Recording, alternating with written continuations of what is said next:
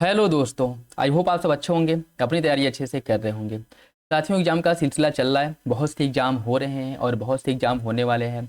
और जैसे ही पेट 2025 का रिजल्ट आ जाता है, उसके बाद देखेंगे कि उससे रुकी हुई जो भी भर्तियां हैं, चाहे वो लेखपाल हो, वीडियो हो, जूनियर असिस्टेंट, लोअर पीसीएस, वो सब जो है भर्ती एक एक करके आपको देखने को मिलेंगी। तो आप लोग पहले से अपनी तैयारी रणनीति बनाकर चले कि कौन से एग्जाम के लिए आप लोग तैयारी कर रहे हैं और उसके लिए कितना एफर्ट लगाना पड़ेगा।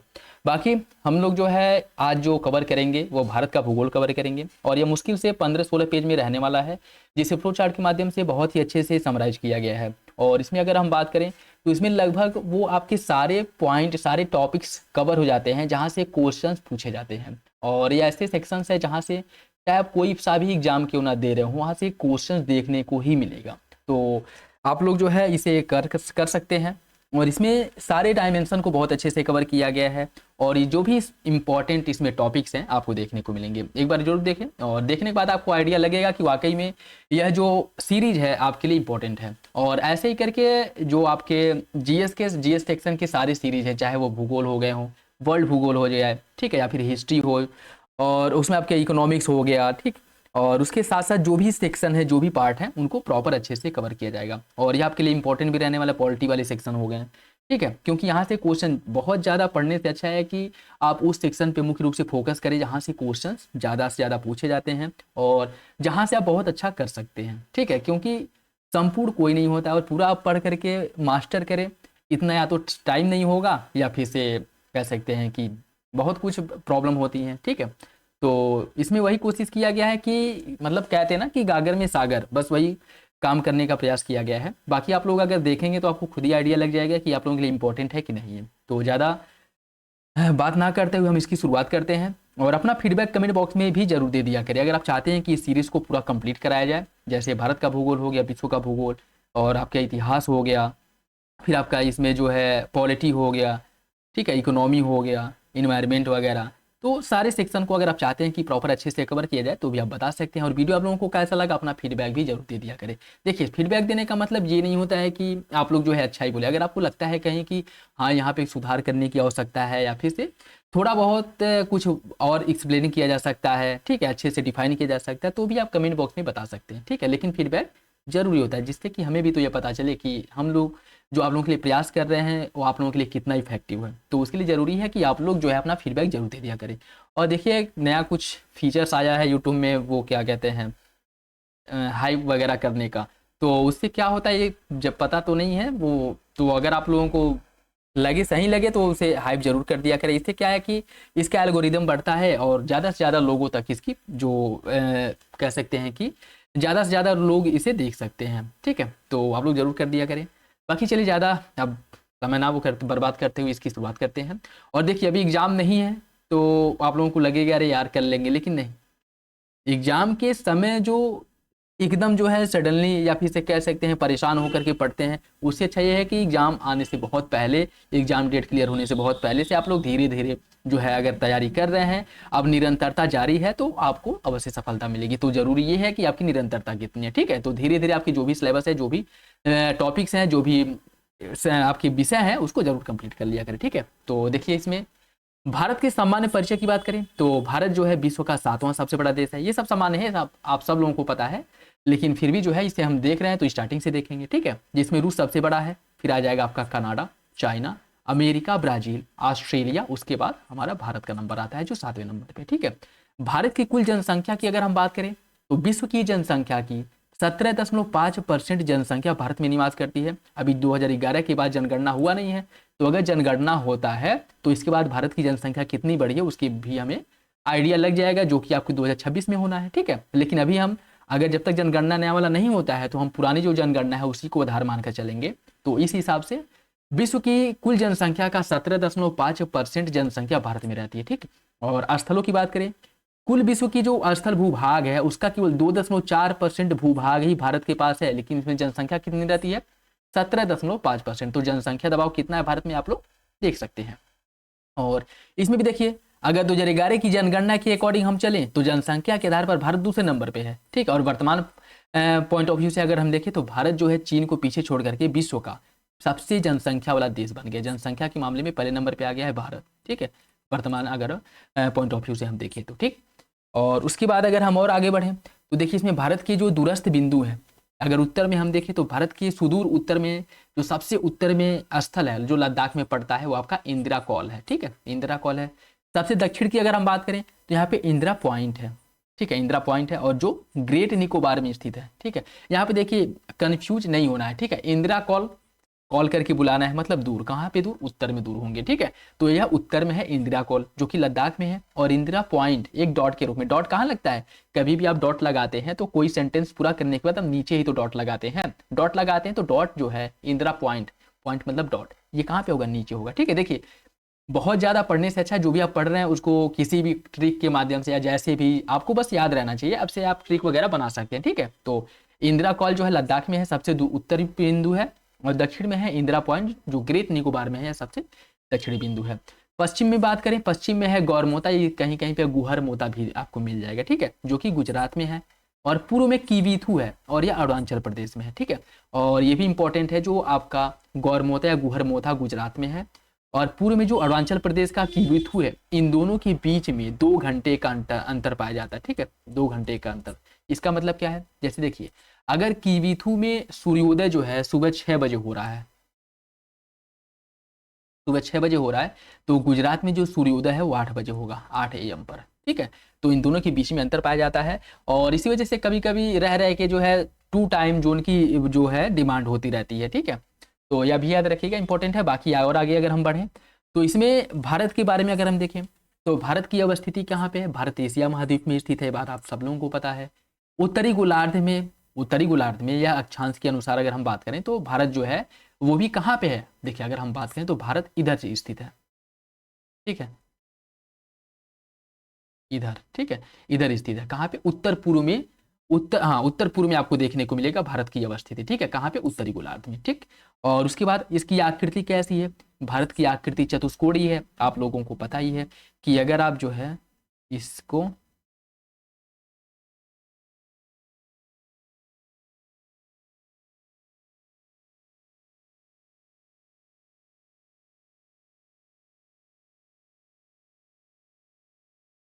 वो करते हैं तो चतुष्कोणी देखने को मिलेगी, ठीक है।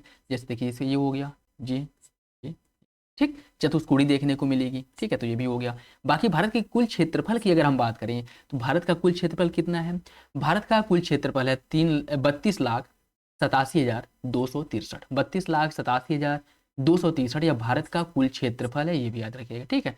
तो यह जो है इसमें भारत के पॉइंट ऑफ व्यू से हम लोगों ने देखा। बाकी अगर आगे हम देखें तो भारत की जो सीमा रेखा है, भारत की कुल स्थलीय सीमा रेखा कितनी है, 15,200 किलोमीटर भारत की कुल स्थलीय सीमा रेखा है। समुद्री तट रेखा कितनी है, 7,516, और अभी इसमें चेंज हो गया है, ठीक है। भारत की जो समुद्री तट रेखा की लंबाई है वो बढ़ चुकी है, और कितनी बढ़ करके हुई है ये आप लोग कमेंट बॉक्स में बताएंगे, ठीक है। और बाकी अगर और हम देखें, देखिए इसमें अगर हम बात करें जो भारत की विस्तार की बात है, भारत का अक्षांशीय विस्तार यह 37 डिग्री 6 मिनट उत्तरी अक्षांश से लेकर के 8 डिग्री 4 मिनट उत्तरी अक्षांश के बीच भारत का जो अक्षांशीय विस्तार है वो आपको देखने को मिलेगा।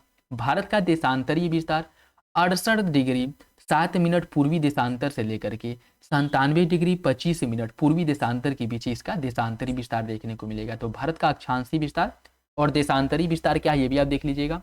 और उसके बाद भारत जो है उत्तर दक्षिण विस्तारित का, भारत का उत्तर से दक्षिण विस्तार जैसे कहाँ बताया गया है जी, देखिए भारत का अगर हम उत्तर से दक्षिण विस्तार की बात करें ऐसे अगर हम देखें तो यह कितना है, यह जो है 3300 कितना है 3214 है, 33 नहीं, ये जो है आपका 3214 है, ठीक। और पूर्व से पश्चिम की बात करें, पूर्व से पश्चिम कितना है 2933 है, 2933, ठीक है। तो पूर्व पश्चिम विस्तार उत्तर दक्षिण विस्तार भारत का कितना है ये भी याद रखिएगा 3214 2933, ठीक।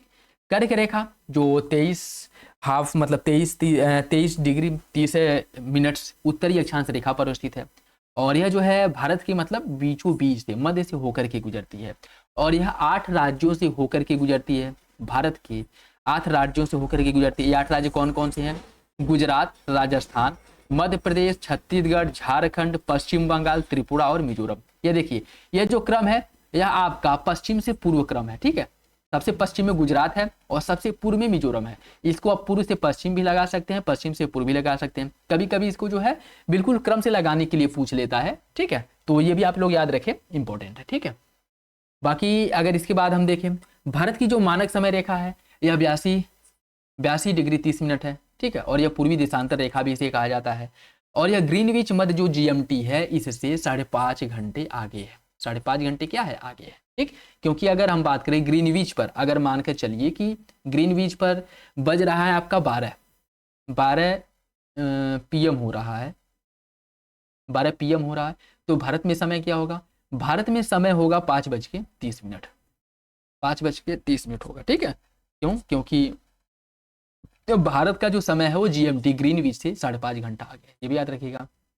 और इसकी अगर हम बात करें, गुजरात में अरुणाचल प्रदेश की स्थानीय समय में अंतर देखिए, जो ऊपर बताया गया है 2 घंटे का अंतर है, ठीक है। भारत के 5 राज्य ऐसे हैं जो वहां से होकर के, जो भारत का मेन टाइम है वो होकर के गुजरता है, या उत्तर प्रदेश है, मध्य प्रदेश है, छत्तीसगढ़, उड़ीसा, आंध्र प्रदेश और गुजरात, यहाँ से होकर के गुजरता है, ठीक है। भारत का मानक समय रेखा इन 5 राज्यों से होकर गुजरता है, ये भी आप लोग याद रखें। और उत्तर प्रदेश में कहाँ से होकर के गुजरता है, उत्तर प्रदेश में मिर्जापुर, इलाहाबाद वाला जो क्षेत्र है यहाँ से होकर के गुजरता है, ठीक। भारत के पड़ोसी देशों और उनसे लगे भारतीय राज्यों और केंद्र शासित प्रदेश की बात करें, सीमा रेखा, चीन के साथ भारत की कुल बाउंड्री कितनी लगी है, चीन के साथ अगर हम बात करें तो 3488 है, ठीक है। चीन से पहले बांग्लादेश, सबसे अधिक अगर भारत की तटरेखा जो है लगती है वो बांग्लादेश के साथ लगती है, ठीक। बांग्लादेश के साथ कितनी लगती है, 4000 समथिंग करके ऐसे कुछ है बांग्लादेश के साथ। दूसरे नंबर पे चाइना आता है, चाइना के साथ भारत की जो सीमा है वो 3488 किलोमीटर है। और भारत की वो कौन से राज्य से या फिर यूटीज है जो चीन के साथ सीमा साझा करते हैं, उसमें आपका लद्दाख आ जाएगा, हिमाचल प्रदेश और उत्तराखंड, सिक्किम और अरुणाचल प्रदेश। देखिए यहाँ पे एक कौन सी बात ध्यान देने वाली है, अगर ऑप्शन में आपको जम्मू कश्मीर मिल जाए, ऑप्शन में जम्मू कश्मीर मिल जाए और लिखा हो कि यह जो है चीन के साथ सीमा साझा करता है, तो उसे आप लोग गलत मान लेंगे, ठीक है। क्योंकि देखिए जब तक जो है जम्मू कश्मीर और लद्दाख को यूनियन टेरिटरी में कन्वर्ट नहीं किया गया था, तब चीन की सीमा जम्मू कश्मीर से लगती थी, क्योंकि वो पूरा एक ही था, ठीक। लेकिन अब लद्दाख और जम्मू कश्मीर दो इसे यूटीज बना दिया गया है, तो जम्मू कश्मीर से चीन की सीमा नहीं लगती है, अब लद्दाख के साथ लगती है। और ये बात ध्यान रखने वाली है, ठीक है। क्योंकि यह जो है अगर आप लोग ध्यान नहीं देते, ऐसे क्वेश्चन अगर बन जाते तो आते हुए भी ये क्वेश्चन गलत, ऐसा नहीं है कि आप लोगों को पता नहीं है, आप लोगों को पता सब कुछ है, बशर्ते आप लोगों ने बहुत बारीकी से नहीं देखा है उसे, ठीक है। तो याद रखिएगा, लद्दाख, हिमाचल प्रदेश, उत्तराखंड, सिक्किम और अरुणाचल प्रदेश के साथ चीन की सीमा लगती है। उसके बाद पाकिस्तान आता है, पाकिस्तान के साथ भारत की सीमा 3323 किलोमीटर है, और यह लद्दाख, जम्मू कश्मीर, पंजाब, राजस्थान और गुजरात इन सभी के साथ सीमा साझा करता है। और आगे अगर हम बढ़ें, देखिए बांग्लादेश इसमें आ गया, अगर इसको क्रम से लगाते तो ज़्यादा अच्छा रहता। 4096 किलोमीटर है ना बांग्लादेश के साथ सीमा भारत की। और ये जो किसके साथ सीमा साझा करता है भारत की, अगर हम बात करें तो यह पश्चिम बंगाल, असम, मेघालय, त्रिपुरा और मिजोरम के साथ अपनी सीमा साझा करता है भारत बांग्लादेश। नेपाल की बात करें, नेपाल की कुल सीमा जो भारत के साथ लगती है 1751, या कह सकते हैं कि भारत की कुल सीमा जो नेपाल के साथ लगती है 1751 किलोमीटर है। और इसमें से किन राज्यों के साथ लगती है, उसमें आपका उत्तराखंड है, उत्तर प्रदेश है, बिहार है, पश्चिम बंगाल है और सिक्किम है, जिनके साथ लगती है। इसमें आप ये बात ध्यान रखें, चाइना, बांग्लादेश, नेपाल, चाइना, बांग्लादेश, ठीक है, और नेपाल, पाकिस्तान, इनके साथ भारत के 5-5 राज्यों की सीमा लगती है। आप लोग अगर जो भी बताया गया उसे अगर आप जोड़ें तो, और एक है आपका, देखिए 1 2 3 4 5, 1 2 3 4 5, ठीक है। तो ये भी याद रखने वाली बात है, ये एक ट्रिक समझ लीजिए, ऐसे जो है याद रखने में दिक्कत नहीं होगी, ठीक है। बांग्लादेश, नेपाल, पाकिस्तान और चाइना, इन चारों देशों के साथ भारत के राज्यों की जो सीमा है, 5 राज्य ऐसे हैं जिनकी सीमा लगती है। उसके बाद म्यांमार की बात करें, म्यांमार में 4 है, अरुणाचल प्रदेश, नागालैंड, मणिपुर और मिजोरम, ठीक, 4 राज्य हैं भारत की जो म्यांमार के साथ सीमा साझा करते हैं। और कुल लंबाई कितनी है भारत की, 1643 किलोमीटर है जो म्यांमार के साथ सीमा साझा होता है, ठीक है। भूटान की बात करें, भूटान 699 किलोमीटर, 699 किलोमीटर भूटान के साथ भारत की सीमा लगती है। और ये इसके भी 4 राज्य हैं जो इसके साथ सीमा साझा करते हैं, कौन कौन है, सिक्किम है, पश्चिम बंगाल है, असम है और अरुणाचल प्रदेश है जो भूटान के साथ सीमा साझा करते हैं, ठीक है। बाकी सबसे कम सीमा किसके साथ लगती है, अफगानिस्तान के साथ 106 किलोमीटर, और यह केवल लद्दाख के साथ अपनी सीमा साझा करता है, ठीक है। तो इसमें यह बात इंपॉर्टेंट है, याद रखने वाली। देखिए ऐसा नहीं, जो भी इसमें बताया जा रहा है वो सब आप लोग पढ़े हैं और बहुत अच्छे से पढ़े हैं, लेकिन ये है ना कि इसे और अच्छे से एक जगह पे कैसे निचोड़ करके वो बताया गया है, ठीक है, और आपको रिकॉल करने में मदद मिलेगी। बाकी यानी जो फैक्ट हैं वो भी आपको इसमें से पता चल जाएगा, ठीक है।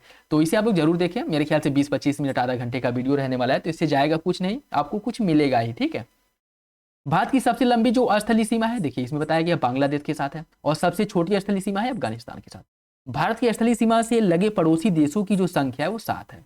सीमा रेखा की अगर हम बात करें कौन कौन सी सीमा रेखा किसके किसके बीच में है, तो रेड क्लिफ रेखा, या भारत के ज्योग्राफी हम पढ़ रहे हैं, ठीक है, भारत का भूगोल पढ़ रहे हैं, तो भारत के ही पॉइंट ऑफ व्यू से हम देखेंगे। बाकी वर्ल्ड ज्योग्राफी जब हम पढ़ेंगे तो उसमें और फैक्ट और वर्ल्ड के हिसाब से जो इंपॉर्टेंट क्वेश्चन वो देखने को मिलेगा, ठीक है। इसमें देखिए भारत और पाकिस्तान के बीच में है रेड क्लिफ, मैकमोहन भारत और चाइना के बीच में है, डूरंड भारत और अफगानिस्तान के बीच में था, लेकिन वर्तमान समय में डूरंड जो है अफगानिस्तान और किसके बीच में, पाकिस्तान के बीच में, ठीक।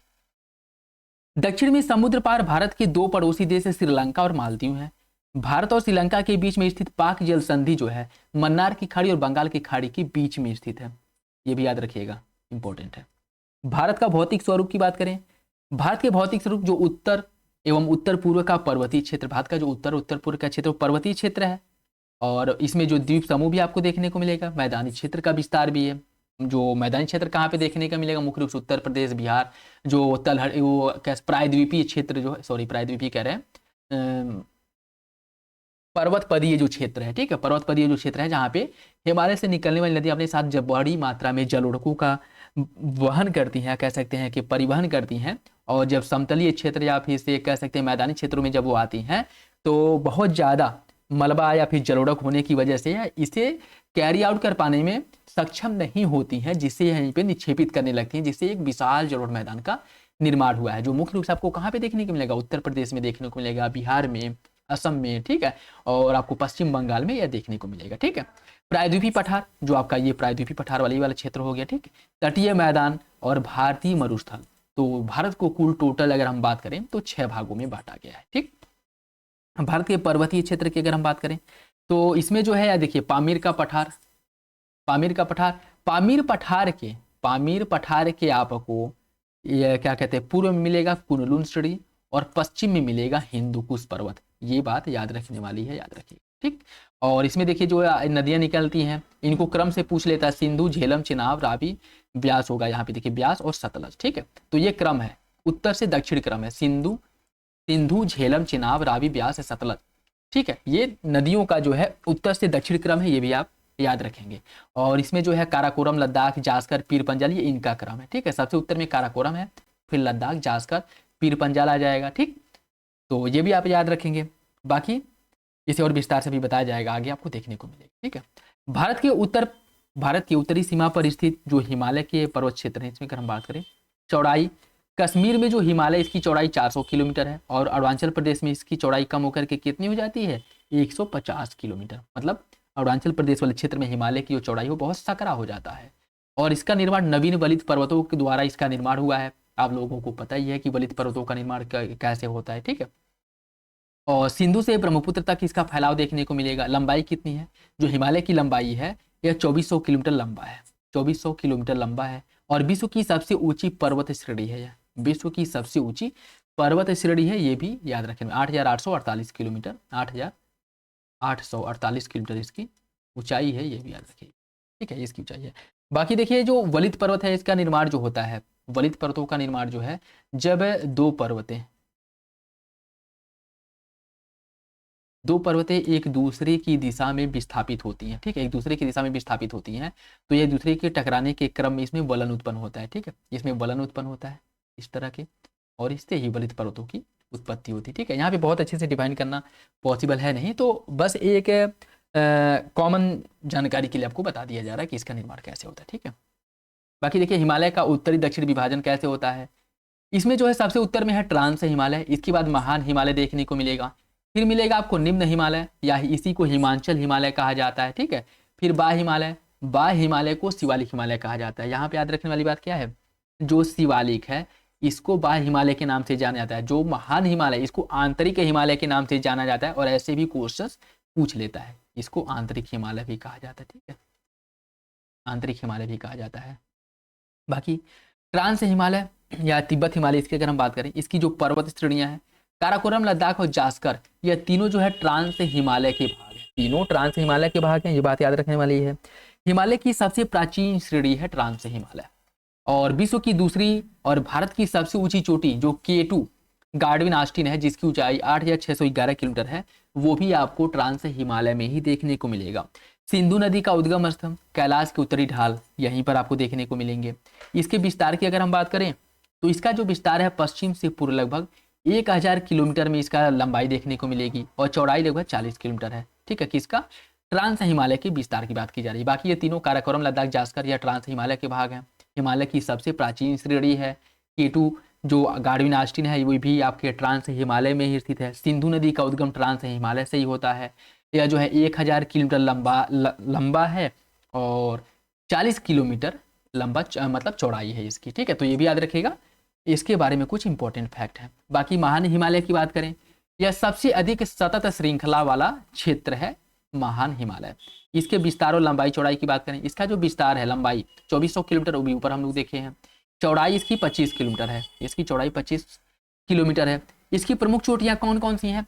महान हिमालय की जो प्रमुख चोटियां हैं, माउंट एवरेस्ट है 8848.86 मीटर, नेपाल में स्थित विश्व की सर्वोच्च चोटी। कंचनजंगा 8598 मीटर, ये दोनों इसकी सर्वोच्च चोटियां हैं। इसकी औसत ऊंचाई की बात करें तो 6000 किलोमीटर है। और क्रोड ग्रेनाइट जैसे जो चट्टान है, इनसे इसका निर्माण हुआ है। ठीक है, ग्रेनाइट जैसे जो कठोर चट्टान है, उससे इसका निर्माण हुआ है। लघु हिमालय, मध्य हिमालय, हिमाचल हिमालय भी इसी को कहा जाता है। इसकी अगर हम बात करें, यह इसका निर्माण अत्यधिक संपीड़न और परिवर्तन वलन के कारण इसका निर्माण हुआ है। यहाँ पे जो घाटियां मुख्य रूप से पाई जाती हैं, जो आपका लघु हिमालय, मध्य हिमालय है, यहाँ पे मुख्य रूप से घाटियां पाई जाती हैं। यहाँ पे पर्यटन की दृष्टि से, या कह सकते हैं कि पर्यटन की दृष्टि से बहुत ही इंपॉर्टेंट ये क्षेत्र है। यहाँ पे जैसे कश्मीर घाटी, कुल्लू घाटी हिमाचल प्रदेश में, कांगड़ा हिमाचल प्रदेश, ठीक है, दार्जिलिंग, ये सब क्षेत्र जो है मुख्य रूप से यहीं पर देखने को मिलेंगे। ठीक, बाकी इसकी ऊंचाई की बात करें तो यह 3700 से लेकर के 4500 मीटर ऊंचा है और इसकी जो चौड़ाई है लगभग 50 किलोमीटर है। और यह पहाड़ी नगरों के लिए प्रसिद्ध है। यहाँ पे मुख्य रूप से बहुत से नगर आपको देखने को मिलेंगे। प्रमुख पर्वत श्रृंखलाएं कौन कौन सी हैं? पीर पंजाल, धौलाधर और महाभारत।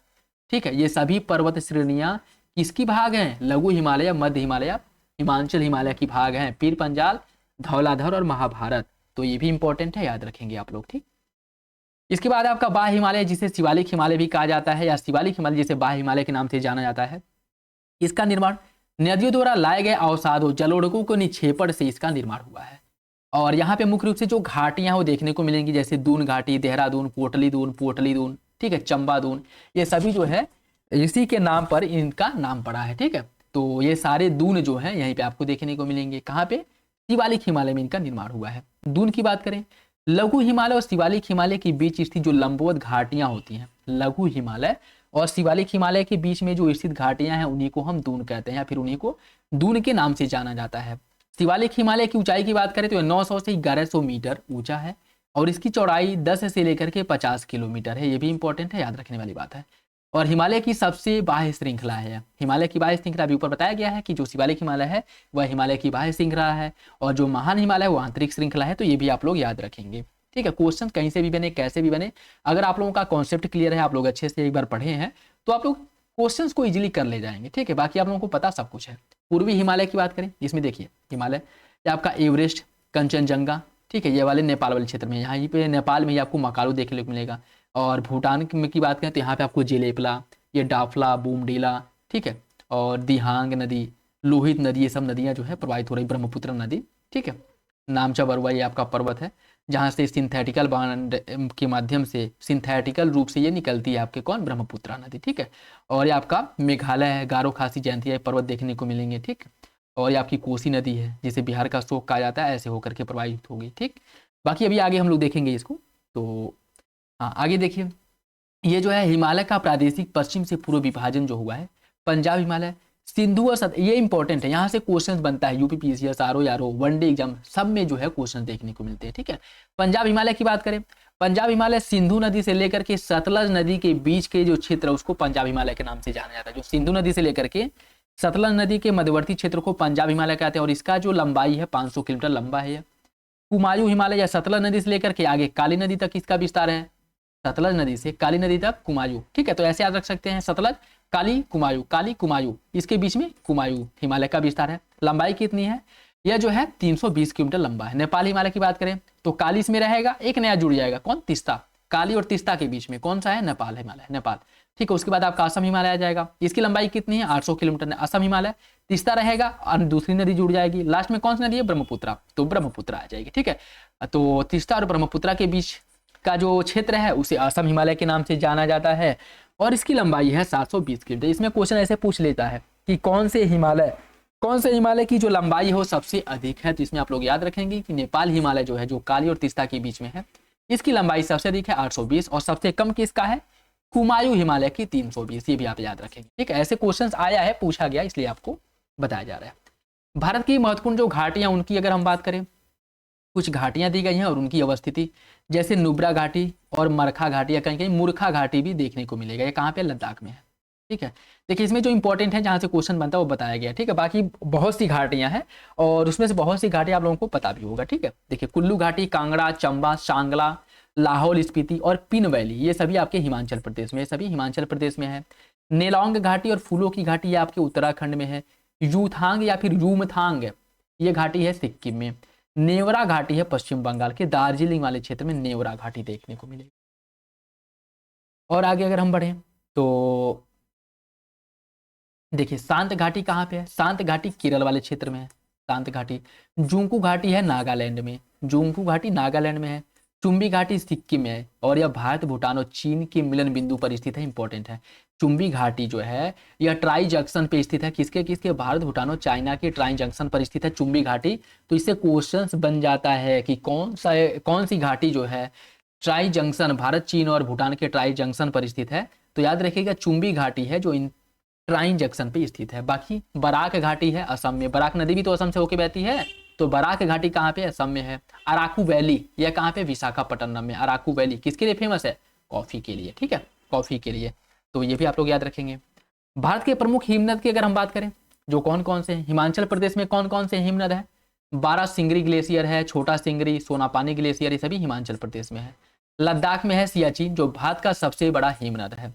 उत्तराखंड में गंगोत्री है, यमुनोत्री, मिलाम और पिंडारी, ये सभी उत्तराखंड में स्थित ग्लेशियर हैं। सिक्किम में है जेमू ग्लेशियर। और भारत के जो प्रमुख दर्रे हैं उनकी बात करें, काराकोरम, खारदुंगला, जोजिला, चांगला, यह कहाँ पे, लद्दाख में है। कौन कौन, काराकोरम, खारदुंगला, जोजिला, चांगला लद्दाख में है। पीर पंजाल, बनिहाल और बुर्जिला ये आपके जम्मू कश्मीर में स्थित है। चिपकीला, बाड़ालाचला, रोहतांग, यांगजी दीवान और देवसा ये आपके हिमाचल प्रदेश में है। माना, नीति, लिपुलेख, मुलिंगला या उत्तराखंड में है। नाथुला और जिलेपला सिक्किम में है। बोमडिला, दीफू, शेला, यांगयाप और पांगशांड यह आपके अरुणाचल प्रदेश में स्थित दर्रे हैं। तुजू दर्रा है मणिपुर में। थाल घाट और भोर घाट यह महाराष्ट्र में है। पाल घाट है केरल में। ठीक है, ये भी याद रखिएगा। भारत के मैदान के बारे में अगर हम देखें तो भारत के उत्तर का जो मैदान है, नदियों द्वारा लाए गए जलोढ़कों के निक्षेपण से इसका निर्माण हुआ है। और जलोढ़ निक्षेपण की जो अधिकतम गहराई है यह 10,000 से लेकर के 2000 मीटर तक देखने को मिलेगी। और यहाँ पे जो बसाव है, जनसंख्या घनत्व है वो अधिक देखने को मिलेगा। ठीक है, जैसे ये बात आप लोगों को पता होगा कि नदियों के किनारे या फिर से ऐसे क्षेत्र, मैदानी क्षेत्र, यह जनसंख्या अधिवास के लिए उत्तम माने जाते हैं। और यहाँ पे जनसंख्या अधिवास, जनसंख्या बसाव जो है बहुत अधिक यहाँ पे, या फिर कह सकते हैं कि यहाँ पे जनसंख्या का सघन जनसंख्या घनत्व देखने को मिलेगा। ठीक है, यह अत्यधिक उपजाऊ क्षेत्र है। क्यों, क्योंकि नदियों द्वारा प्रतिवर्ष जलोढ़कों के निक्षेपण से नवीन मृदा का निक्षेपण होता है जो उपजाऊ होती है। और यहाँ पे जो विविध प्रकार के फसलें हैं उनका उत्पादन किया जाता है, ये भी आप लोग याद रखेंगे। इसका जो विस्तार है लगभग 7 लाख वर्ग किलोमीटर क्षेत्र में इसका विस्तार देखने को मिलेगा। लंबाई लगभग 3200 किलोमीटर में इसकी लंबाई है। चौड़ाई की बात करें तो यह 150 से लेकर के 300 किलोमीटर तक इसकी चौड़ाई है। और इसको जो बांटा गया है भाबर, तराई और जलोढ़ में बांटा गया। ठीक है, भाबर की अगर हम बात करें, इसको थोड़ा डिफाइन कर देते हैं। ठीक है, देखिए ये जो मान लीजिए नदियों का उद्गम हो रहा है या फिर से ये कोई पहाड़ी क्षेत्र है, ये मान लीजिए कोई पर्वत है। ठीक है, कोई पर्वत है, यहाँ से नदियाँ उतर रही हैं। नदियाँ उतरते समय सबसे ऊपर अपने साथ जलोढ़कों को भी लेकर के आती हैं, बड़े बड़े कंकड़ पत्थर। क्यों, क्योंकि नदियों का प्रवाह जो है तीव्र होता है, तो ये अपने साथ बड़े बड़े कंकड़ पत्थर को लेकर के आती हैं। तो इसका जो निक्षेपण करती हैं ऊपर ऊपर इसका निक्षेपण करती हैं। ठीक है, इस क्षेत्र को कहा जाता है भाबर, भाबर क्षेत्र। ठीक, इसके बाद छोटे छोटे कंकड़ पत्थर का निक्षेपण होता है। इसके आगे छोटे छोटे कंकड़ पत्थर का निक्षेपण होता है। ठीक, और यहाँ पे जो है नदियाँ क्या होती हैं, नदियों का जल जो है, प्रवाह जो है विलुप्त हो जाता है। मतलब नदियाँ जो है सतह पर जल दिखाई नहीं देता है, मतलब दलदली भूमि का निर्माण होता है। और ये आपका तराई क्षेत्र, यहाँ पे जनसंख्या अधिवास ना के बराबर पाया जाता है। और यह जो है रोग जनक, जो कह सकते हैं मौसमी रोग जो है, वह इन क्षेत्रों में बहुत अधिक देखने को मिलता है। कहाँ पे, तराई वाले क्षेत्र में। इसके आगे आपका जलोढ़ मैदान देखने को मिले, नदियाँ एकाएक जो है सतह पर आती हैं। ठीक, ठीक है।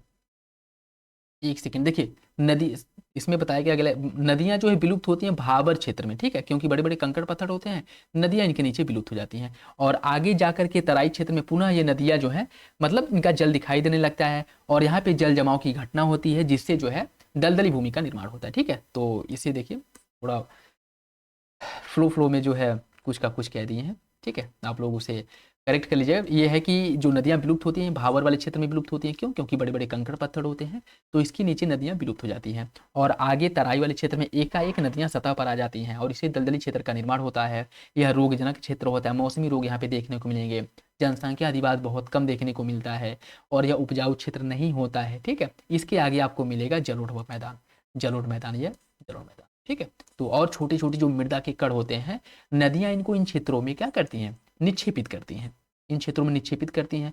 और यह बहुत ही उपजाऊ क्षेत्र होता है, इसको जलोढ़ कहा जाता है, इसको जलोढ़ कहा जाता है। ठीक है, तो याद रखिएगा भाबर क्षेत्र जहाँ नदियाँ पर्वतों से उतरते हुए विलुप्त हो जाती हैं। उसके आगे तराई क्षेत्र का निर्माण होता है, जहाँ नदियाँ एकाएक सतह पर आती हैं, जल दलदली भूमि का निर्माण होता है, और यह जनसंख्या दिवस बहुत कम देखने को मिलता है, मौसमी रोग यहाँ पे चरम पर होता है। उसके आगे आपका जलोढ़ क्षेत्र है, जहाँ पर तराई क्षेत्र की जो नदियाँ हैं वो आगे जब बढ़ती हैं तो अपने साथ लाए गए सूक्ष्म जो मृदा के कण होते हैं उसका निक्षेपण करती हैं, और इससे एक नवीन मृदा संरचना का निर्माण होता है, जो बहुत ज़्यादा उपजाऊ होता है। और यहाँ पे जो है विविध प्रकार की फसलों का उत्पादन होता है। तो आई होप आप लोगों की माइंड में क्लियरिटी आ गई होगी। बाकी अगर आगे हम देखें और, तो भाबर क्षेत्र जैसे देखिए कृषि योग्य नहीं होता है, शिवालिक हिमालय की दक्षिण ढाल पर, और कभी कभी नदियां इस क्षेत्र में विलुप्त हो जाती हैं। नदियों द्वारा लाए गए गुटिका निक्षेपों से इसका निर्माण होता है, 8 से 10 किलोमीटर चौड़ी पट्टी होती है। इसके आगे अगर हम बात करें, तराई क्षेत्र, जंगल में वन्य प्राणी क्षेत्र देखने को मिलेंगे। भाबर क्षेत्र के दक्षिण में इसका विस्तार पाया जाता है, नम एवं दलदली क्षेत्र होता है। भाबर क्षेत्र में विलुप्त जो नदियां हैं यहाँ पर प्रकट हो जाती हैं, और यह 10 से लेकर के 20 किलोमीटर चौड़ा होता है। ठीक है, और ये भी, इसमें ये भी याद रखें कि यहाँ पे मौसमी जो रोग है, मौसमी रोगों का प्रकोप देखने को मिलता है, अधिवास जो है बहुत कम देखने को मिलता है। ठीक है, उसके आगे आपका जो देखिए जलोढ़ मृदा जो है, इसको भी दो भागों में बांटा गया है, बांगर और खादर। बांगर क्या है, देखिए पुरानी जलोढ़ से निर्मित, जैसे क्या है कि प्रत्येक वर्ष बाढ़ आता है, नदियां अपने साथ जलोढ़ों को लेकर के आती है, उसका निक्षेपण करती हैं। तो बांगर क्षेत्र वो क्षेत्र होता है जिस क्षेत्र में नदियां प्रवाहित नहीं होती हैं, और वहां उस क्षेत्र को नदियों ने अलग कर दिया है, और उस क्षेत्र से नदियां प्रवाहित नहीं होती हैं, वहां पे नवीन जलोढ़ों का निक्षेपण नहीं होता है, ऐसे क्षेत्र को बांगर कहते हैं। ठीक है, पुराने जलोढ़ से निर्मित होता है, बाढ़ आने वाले मैदान से दूर होता है। उत्तर का जो विशाल मैदान भाग है, यह मृदा में चूनेदार निक्षेप, कंकड़ पत्थर वगैरह पाए जाते हैं। ठीक है, उसके बाद जो खादर है, यहाँ ये नवीन जलोढ़ मैदान से या मृदा से निर्मित क्षेत्र होता है, बाढ़ वाले मैदान के आसपास तटीवर्ती क्षेत्र में स्थित होता है। प्रतिवर्ष पुनर्निर्माण, अर्थात प्रत्येक वर्ष नदियों द्वारा यहाँ पे मृदा का निक्षेपण किया जाता है, और यह बहुत अधिक उपजाऊ होता है। ठीक है, तो ये भी आप लोगों ने देख लिया। इसके आगे है उत्तर भारत के मैदान, इसके सामान्य जो विभाजन हुआ है निर्माण की अगर हम बात करें, सिंधु और इसकी सहायक नदियाँ, जैसे गंगा और इसकी सहायक नदियाँ, ब्रह्मपुत्र और इसकी सहायक नदियाँ, तो इनको जो है हम लोग देखेंगे। ठीक है, इनके विस्तार की अगर हम बात करें, तो जो आपका सिंधु है, सिंधु और इसका जो विस्तार है ये आपको पंजाब वाले क्षेत्र में देखने को मिलेगा। गंगा जो है घग्गर और तीस्ता नदी के मध्य में हरियाणा, दिल्ली, उत्तर प्रदेश, बिहार, झारखंड, पश्चिम बंगाल, इन क्षेत्रों से होकर के गंगा नदी प्रवाहित होती है। और जो आपका ब्रह्मपुत्र है वह मुख्य रूप से असम वाले क्षेत्र में प्रवाहित होता है। तो ये जो है इनका विस्तार बताया गया। ठीक है, प्रायद्वीपीय पठार की बात करें, प्रायद्वीपीय पठार या उत्तर पश्चिम में दिल्ली, कटक, पूर्व में राजमहल पहाड़ी, पश्चिम में गिर पहाड़ी, दक्षिण में इलायची, कार्डेमम पहाड़ी, या मुख्य रूप से प्रायद्वीपीय पठार के अंतर्गत आते हैं। और पुराने क्रिस्टलीय संरचना से निर्मित अग्नेय रूपांतरित शैलों से इसका निर्माण हुआ है। प्राचीनतम एवं भू स्थिर भूभाग अर्थात ये सभी जो है गोंडवाना लैंड, प्राचीन गोंडवाना लैंड के भाग है। और इनका जो ढलान है पश्चिम से पूर्व की ओर देखने को मिलेगा, इनका जो ढलान है पश्चिम से पूर्व देखने को मिलेगा। और पश्चिम से पूर्व देखने को मिलेगा, ये आप लोगों ने नोटिस भी करा होगा कि ज़्यादातर नदियाँ जो है पूर्व पूर्व की ओर प्रवाहित होते हुए बंगाल की खाड़ी में अपना जल गिराती हैं। ठीक है, तो बंगाल की खाड़ी या कह सकते हैं कि जो आपका ये है कह सकते हैं अरब सागर और बंगाल की खाड़ी है, वहाँ पे अपना जल प्रवाहित करती हैं, ठीक है। और इसमें अगर हम बात करें पूर्व से पश्चिम, पश्चिम से पूर्व इसका ढलान होता है। विभाजन की बात करें, मध्य उच्च भूभाग जो नर्मदा के उत्तर में स्थित है। दक्कन के पठार के विस्तार की बात करें तो नर्मदा के दक्षिण में दक्कन के पठार का विस्तार देखने को मिलेगा। उसके बाद आपका उत्तर पूर्वी पठार आता है। पश्चिम और उत्तर पश्चिम भाग में काली मिट्टी का विस्तार अधिक देखने को मिलेगा। कहाँ पे? पश्चिम और उत्तर पश्चिम भाग में काली मिट्टी का विस्तार, जिसे रेगुर मृदा भी कहा जाता है, इसका विस्तार अधिक देखने को मिलता है। और वो भी मुख्य रूप से कहाँ पे? महाराष्ट्र में। महाराष्ट्र में इसका विस्तार अधिक देखने को मिलता है, जहाँ पे मुख्य रूप से कपास की कृषि की जाती है। और वर्तमान समय में तो गन्ने की कृषि भी इन क्षेत्रों में की जा रही है, बहुत अच्छी, ठीक है। और ये अनेक पठारों और पहाड़ियों से निर्मित होता है। त्रिकोणीय आकृति इसको देखने को मिलेगी आपको। और इसकी ऊंचाई जो है 600 से लेकर के 900 मीटर है। 600 से लेकर के 900 मीटर। किसका बात की जा रही है? ये जो आपका प्रायद्वीपीय पठार है उसकी बात की जा रही है। मालवा पठार की बात करें, मालवा पठार का निर्माण भी काली मिट्टी से हुआ है। और पूर्व में इसे बुंदेलखंड पठार के नाम से जाना जाता है। पश्चिम में इसे अरावली पर्वत के नाम से जाना जाता है। लावा प्रवाह मतलब जो है लावा उद्गार के बाद इसका निर्माण हुआ है, ठीक है। लावा प्रस्फोटन के बाद जब लावा सतह पर आया, उसके जमने और ठोस होने से मालवा पठार का निर्माण हुआ है। ये भी आप याद रखेंगे। समग्र ढाल जो है उत्तर की ओर है। यहाँ पे ये बात इंपॉर्टेंट है और याद रखने वाली है कि मालवा पठार का जो ढलान है यह दक्षिण से उत्तर की तरफ है। दक्षिण से उत्तर की तरफ है, ठीक है। और दक्षिण में विंध्य श्रेणी इसका अंतिम बिंदु है, ये भी याद रखेंगे। दक्षिण में बिंदु जो विंध्यन श्रेणी है, यहाँ तक इसका विस्तार पाया जाता है। मध्य उच्च भूभाग की बात करें, नर्मदा नदी के उत्तर में यह इसका क्षेत्र देखने को मिलेगा। दक्कन पठार की उत्तरी सीमा जो है वहां से शुरू होता है मध्य उच्च भूमि। और यह जो अवशिष्ट पर्वत का उत्कृष्ट उदाहरण है। मतलब जो प्राचीन पर्वत थे उनके घी से पीटे रूप जो वर्तमान समय में उपलब्ध है, इसी को मध्य उच्च भूमि कहा जाता है। इसकी ऊंचाई 700 से लेकर के 1000 मीटर देखने को मिलेगी। इसका भी ढाल जो है पश्चिम से पूर्व की ओर है। ढाल पश्चिम से पूर्व दिशा में है। पश्चिम में चौड़ा और पूर्व में यह संकीर्ण मतलब सकरा हो गया है। ज्यादातर विस्तार इसका मालवा वाले पठार, मालवा पठार क्षेत्र जो है वहाँ पे इसका ज्यादातर विस्तार देखने को मिलेगा। पूर्वी भाग में बुंदेलखंड बघेलखंड में स्थित है। पूर्वी भाग में मुख्य रूप से जो बुंदेलखंड बघेलखंड है यह इसी क्षेत्र में स्थित है। पूर्वी विस्तार इसका राजमहल पहाड़ी और छोटा नागपुर पठार तक देखने को मिलेगा। पश्चिम सीमा इसकी क्या है? अरावली इसकी पश्चिमी सीमा का निर्माण करता है। दक्षिण में सतपुड़ा पर्वत इसकी दक्षिणी सीमा का निर्माण करता है। और उत्तर में विंध्य पर्वत श्रृंखला इसकी उत्तरी सीमा का निर्माण करता है। तो ये भी इसका विस्तार जो है पूर्व पश्चिम उत्तर दक्षिण कहाँ तक है, ये भी आप याद रखेंगे। इसके आगे है आपका बुंदेलखंड पठार। बुंदेलखंड पठार का विस्तार मुख्य रूप से उत्तर प्रदेश और मध्य प्रदेश में देखने को मिलेगा। यह अर्ध शुष्क जलवायु वाला क्षेत्र है। और यहाँ पे ग्रेनाइट और नीस जैसी जो चट्टान है वो पाए जाएंगे या पाए जाते हैं। यह सघन अपर्दित क्षेत्र है, मतलब यहाँ पे अपर्दन क्रिया जो है बहुत तीव्र गति से हो रही है। लहरदार क्षेत्र होता है, कृषि योग्य नहीं होता है। यहाँ पे मोटे अनाजों की कुछ कृषि की जाती है लेकिन उपजाऊ क्षेत्र नहीं होता है, कहने का मतलब ये है। बघेलखंड पठार की बात करें, यह मैकाल श्रेणी के उत्तर में स्थित है बघेलखंड का पठार। और यह जो है उत्तर में सोन नदी तक इसका विस्तार पाया जाता है। और ग्रेनाइट, चूना पत्थर, बलुआ पत्थर यहाँ पे मुख्य रूप से पाया जाता है। और उत्तर प्रदेश के झांसी और मध्य प्रदेश में बघेलखंड का जो पठार है इसका विस्तार पाया जाता है। तो ये भी आप याद रखें। इसके बाद आपका छोटा नागपुर पठार। छोटा नागपुर पठार उत्तर पूर्व में राजमहल पहाड़ी तक इसका विस्तार पाया जाता है। उत्तर पश्चिम में सोन नदी तक, दामोदर और स्वर्ण रेखा, उत्तरी कोयल, दक्षिणी कोयल, बराकर नदियों का प्रवाह क्षेत्र, मतलब ये सभी नदियां यहाँ से होकर के प्रवाहित होती हैं, ठीक है। या कह सकते हैं कि उद्गम इस क्षेत्र से होता है। खनिज मतलब कह सकते हैं कि यह खनिज समृद्ध क्षेत्र है और यहाँ पे लोहा, कोयला आदि की प्रचुर मात्रा पाई जाती है। और इसका निर्माण भी गोंडवाना चट्टानों से हुआ है। इसका विस्तार की बात करें तो झारखंड, छत्तीसगढ़, पश्चिम बंगाल में मुख्य रूप से इसका विस्तार पाया जाता है। दामोदर नदी के उत्तर में हजारीबाग पठार और दक्षिण में रांची का पठार है। और इसी के बीच में स्थित है आपका छोटा नागपुर पठार, ठीक। और इसे जो है भारत का रूर क्षेत्र या पाट भूमि कहा जाता है, ठीक है। रूर जर्मनी में रूर क्षेत्र है, जर्मनी में है रूर क्षेत्र, ठीक है, जो मुख्य रूप से जो खनिज समृद्ध है। और इसी के नाम पर भारत का जो छोटा नागपुर पठार है इसको भारत का रूर क्षेत्र कहा जाता है या पाट भूमि कहा जाता है। तो ये भी याद रखिएगा, ठीक है। दक्कन पठार की बात करें तो उत्तर में सतपुड़ा, मैकाल एवं महादेव पहाड़ी। उत्तर में सतपुड़ा, मैकाल, महादेव पहाड़ी दक्कन पठार की, ठीक है। पश्चिम में इसका जो पश्चिमी घाट तक इसका विस्तार देखने को मिलेगा। पश्चिम एवं पूर्वी घाट का मिलन बिंदु नीलगिरी पहाड़ी, ये भी आपको इसमें देखने को मिलेगा। पूर्वी घाट तक विस्तार है।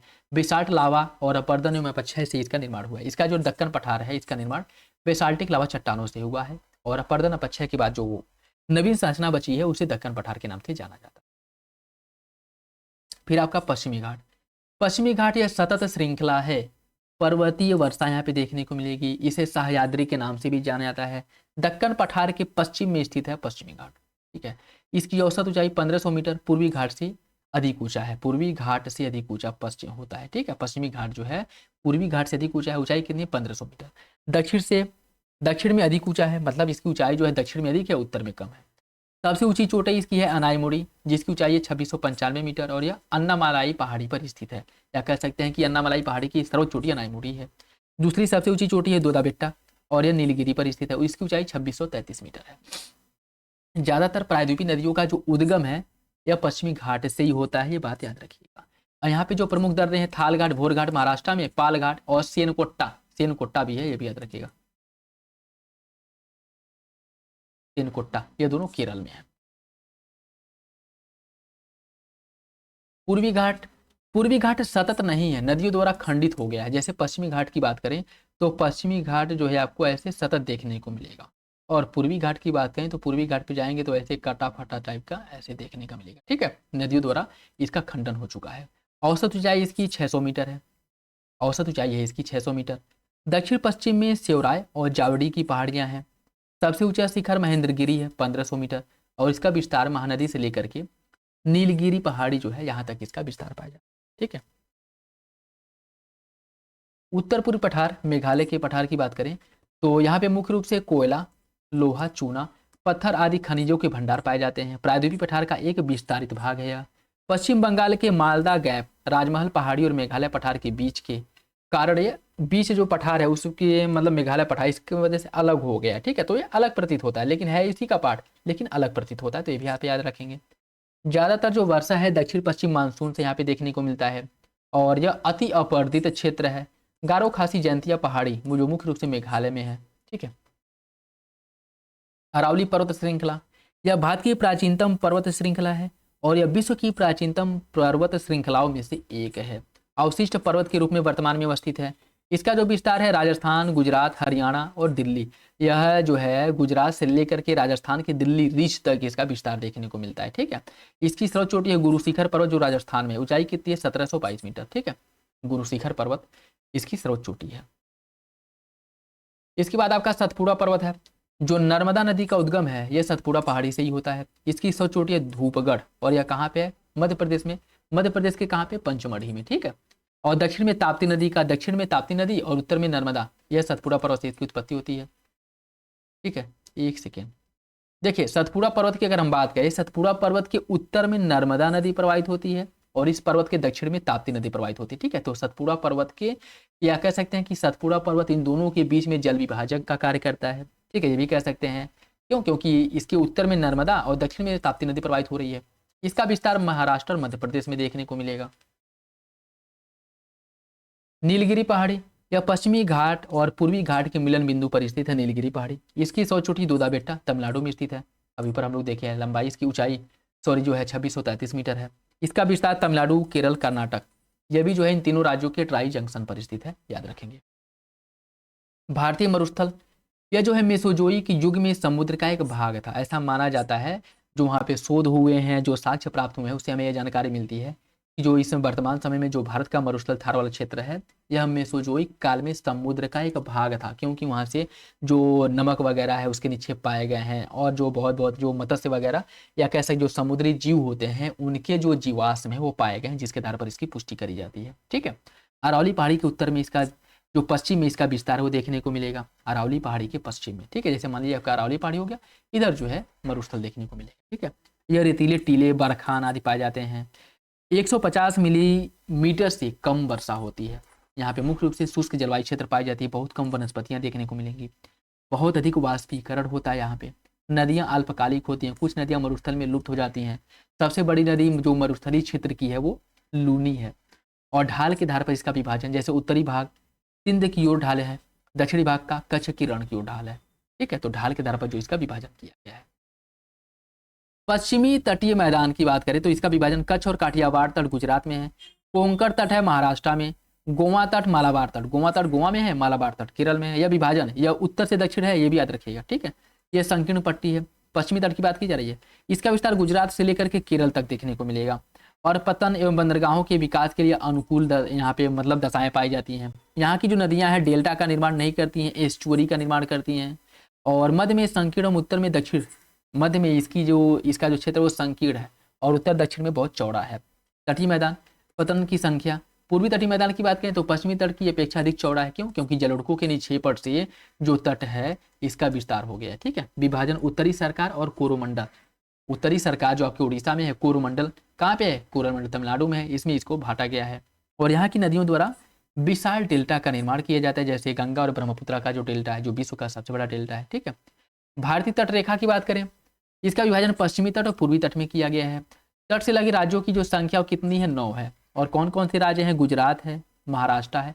ये देखिए आपका पश्चिम से ऐसे हुए घूमते हुए हम चल रहे हैं। ठीक है। गुजरात है, महाराष्ट्र, गोवा, कर्नाटक, केरल, तमिलनाडु, आंध्र प्रदेश, उड़ीसा और पश्चिम बंगाल, ये तटीय राज्य हैं। तट रेखा की कुल लंबाई 7516, ये चेंज हो गया, आप लोग कमेंट बॉक्स में बताएंगे। मुख्य भूमि से तट की जो लंबाई हो 5422 मीटर। इसका मतलब क्या है? जैसे अगर द्वीपीय क्षेत्र है, भारत के जो द्वीप हैं उनको अगर काउंट करके चलेंगे तो लंबाई 7516 हो जाएगी। और इनको अगर छोड़ करके केवल भारत की जो मुख्य भूमि है इसको अगर आप काउंट करेंगे तो 5422 है। ठीक है। और द्वीपीय तट रेखा 2094 किलोमीटर है, ये भी याद रखेंगे। सबसे छोटी तट रेखा पुदुचेरी की है। ठीक। और राज्यों की बात करें तो राज्यों में गोवा की और यूटीज में पुदुचेरी। तट से लगे केंद्र शासित प्रदेश दादर नागर हवेली, दमन दीव, लक्षद्वीप, पुदुचेरी, अंडमान निकोबार द्वीप समूह है। सर्वाधिक लंबी तट रेखा किसकी है? गुजरात की है, ये भी आप याद रखेंगे। देखिए द्वीप समूह की बात करें, भारत में 2 प्रमुख द्वीप समूह है। बंगाल की खाड़ी में स्थित द्वीप और अंडमान निकोबार द्वीप समूह है। अरब सागर में स्थित द्वीप लक्षद्वीप हो गया। ठीक है। और इसमें देखिए आपका जो लक्षद्वीप समूह है इस केरल तट से 280 से लेकर के 480 किलोमीटर दूर अरब सागर में स्थित है। पहले इसे लकादीव, मिनिकॉय, अमीनीदीव के नाम से जाना जाता था। इसका विभाजन अमीनीदीव सबसे उत्तर में है, लकादीव, मिनिकॉय सबसे दक्षिण में है। वर्तमान जो लक्षद्वीप का गठन हुआ था 1973 में करा गया था। परवाल निक्षेपों से इसका निर्माण हुआ है। लक्षद्वीप का जो निर्माण है परवाल भित्तियों के निक्षेपण से हुआ है। ठीक है। इसका क्षेत्रफल लगभग 32 वर्ग किलोमीटर है। इसमें द्वीपों की संख्या, लक्षद्वीप में द्वीपों की संख्या है 36 और इसकी राजधानी है कवरत्ती। इसका जो सबसे बड़ा लक्षद्वीप का सबसे बड़ा द्वीप जो है वह एडरॉट है। एडरॉट लक्षद्वीप का सबसे बड़ा द्वीप है। और 8 डिग्री चैनल मिनिकॉय और मालदीव को अलग करती है। 9 डिग्री चैनल मिनिकॉय और मलाकादीव को अलग करती है, ये भी आप याद रखेंगे। इसके आगे अगर हम बढ़ें तो आपको आता है अंडमान निकोबार समूह। ठीक है। इसमें द्वीपों की संख्या 550 से अधिक है। अराकान योमा श्रृंखला का दक्षिण विस्तार है जो आपका लक्षद्वीप है। अराकान योमा ये जो आया ना, यह आपके बंगाल की खाड़ी में विलुप्त हो जाता है और आगे चल करके यही जो है पुनः जो है समुद्र के सतह पर दिखाई देता है। और ये इसी का विस्तार है अंडमान निकोबार किसका? अराकान योमा का। ठीक है। और यह जो है अंडमान का जो विभाजन हुआ है उत्तरी अंडमान, मध्य अंडमान, दक्षिणी अंडमान और लिटिल अंडमान, इन 4 भागों में इसका विभाजन किया गया है। दक्षिणी अंडमान और लिटिल अंडमान के बीच दक्कन पास ही स्थित है। 10 डिग्री चैनल जो है लिटिल अंडमान और कार निकोबार को एक दूसरे से अलग करता है। निकोबार द्वीप समूह का जो विभाजन किया गया है car Nicobar, great Nicobar, car Nicobar और ग्रेट निकोबार 2 रूपों में किया गया, 2 भागों में किया गया है। यहाँ पे कुछ ज्वालामुखी द्वीप भी पाए जाते हैं, जैसे बैरन द्वीप है और नरकुंडम द्वीप, जिसमें से बैरन द्वीप भारत में स्थित एक सक्रिय ज्वालामुखी है और नरकुंडम द्वीप या शांत ज्वालामुखी है। बलुआ पत्थर, चूना पत्थर, सैल से इसका निर्माण हुआ है। निम्नलिखित जो निकोबार है, निकोबार द्वीप समूह, इसकी सर्वोच्च चोटी है माउंट थूलियार जिसकी ऊंचाई 642 मीटर है। इसकी राजधानी पोर्ट ब्लेयर है जो कि दक्षिणी अंडमान पर स्थित है। सर्वोच्च चोटी है इसकी सैंडल पीक जिसकी ऊंचाई 732 मीटर है और यह उत्तरी अंडमान में स्थित है। ये भी याद रखने वाली बात है, तो याद रखेंगे। अब भारतीय अपवाह तंत्र की बात करें, भारत का जो अपवाह तंत्र है यह निश्चित वाहिका, नदी, नाले आदि के माध्यम से हो रहा है, जल प्रवाह अपवाह कहा जाता है। अपवाह तंत्र की बात करें मतलब नदियों का जो परिवहन होता है एक क्षेत्र से दूसरे क्षेत्र में, और जो नदियों का जाल होता है उसी को मुख्य रूप से अपवाह क्षेत्र कहा जाता है। और भारत का जो अपवाह क्षेत्र है इसको 2 भागों में बांटा गया है। एक है आपका हिमालयी अपवाह तंत्र जो सदावाहिनी है, एक है प्रायद्वीपीय अपवाह तंत्र जो वर्षा पर आधारित है। हिमालयी अपवाह तंत्र में आपका सिंधु तंत्र आ जाएगा, गंगा और ब्रह्मपुत्र, ये सभी जो है हिमालयी अपवाह तंत्र के उदाहरण हैं। और यह जो है सदावाहिनी था सतत, इसमें जल का जो स्रोत है वो बना रहता है। सिंधु नदी की बात करें, इसका उद्गम कैलाश पर्वत के बोखरचू के निकट हिमनद से होता है। इसकी कुल लंबाई 2880 किलोमीटर है। भारत में इसकी कुल लंबाई 1114 किलोमीटर है। यह भारत में हिमालय नदी में सबसे पश्चिम नदी है और तिब्बत में इसका नाम सिंगी खम्बान या शेरमुख, तिब्बत में इसे सिंगी खम्बान या शेरमुख के नाम से जाना जाता है। किसको? सिंधु नदी को। ठीक है, सिंधु नदी को। दाएं तट की इसकी सहायक नदियां कौन कौन सी हैं? सिंधु नदी के दाएं तट की सहायक नदियां हैं गिलगित, श्योक और काबुल। इसके बाएं तट की सहायक नदियां हैं पंचनद। पंचनद में कौन आएगा? सतलुज, ब्यास, रावी, चिनाब और झेलम। उसके साथ साथ जास्कर, ये सभी जो है इसके बाएं तट से मिलने वाली सहायक नदियां हैं। और यह कराची के पूर्व में अरब सागर में क्या हो जाता है? विलीन हो जाता है, या कह सकते हैं कि मिल जाता है। यह था सिंधु नदी के बारे में। इसके बाद अगर हम बात की इसकी जो ट्रिब्यूटरी झेलम नदी है, यह जो है प्रमुख तटीय शहर श्रीनगर जो है झेलम नदी के तट पर ही स्थित है। चिनाब नदी में इसका संगम होता है, मतलब कह सकते हैं कि झेलम नदी चिनाब नदी में मिल जाती है। इसका उद्गम स्थल पीर पंजाल के वेरीनाग झरने से होता है। और झेलम की सहायक नदी है किशनगंगा नदी, झेलम की सहायक नदी है। चेनाब नदी की बात करें, चेनाब सिंधु की सबसे बड़ी सहायक नदी है। चेनाब सिंधु की सबसे बड़ी सहायक नदी है। भारत में इसकी कुल लंबाई 1180 किलोमीटर है। इसका उद्गम हिमाचल प्रदेश के चंद्र और भागा, ये दो नदियां हैं, इन दोनों नदियों के मिलने से चेनाब नदी का उद्गम होता है। चेनाब नदी का उद्गम होता है। ठीक है, इसे चंद्रभागा के नाम से भी जाना जाता है। फिर आपका रावी नदी। रावी नदी का उद्गम रोहतांग दर्रे के पश्चिमी घाट या हिमालय से होता है। यह भी चेनाब नदी में अपना जल प्रवाहित करता है। हिमाचल प्रदेश के चंबा घाटी से हो करके यह प्रवाहित होता है, तो ये भी याद रखेंगे। आगे बढ़े तो ब्यास नदी। ब्यास नदी, इसका उद्गम रोहतांग दर्रे के पास स्थित ब्यास कुंड से ब्यास नदी का उद्गम होता है। हरीके के पास यह सतलज नदी में अपना जल प्रवाहित करता है। ठीक है, हरीके के पास सतलज नदी में अपना जल जो है यह अपना संगम बनाता है। कुल्लू घाटी से होकर के यह प्रवाहित होता है। सतलज नदी, यह तिब्बत में सतलज नदी जो है, तिब्बत में सतलज नदी को लांगचेन खम्बाम के नाम से जाना जाता है। लॉन्गचेन खम्बाम के नाम से जाना जाता है सतलज नदी को। कहाँ पे? तिब्बत में। यह पूर्ववर्ती नदी का उदाहरण है। पूर्ववर्ती नदी का उदाहरण का मतलब क्या है?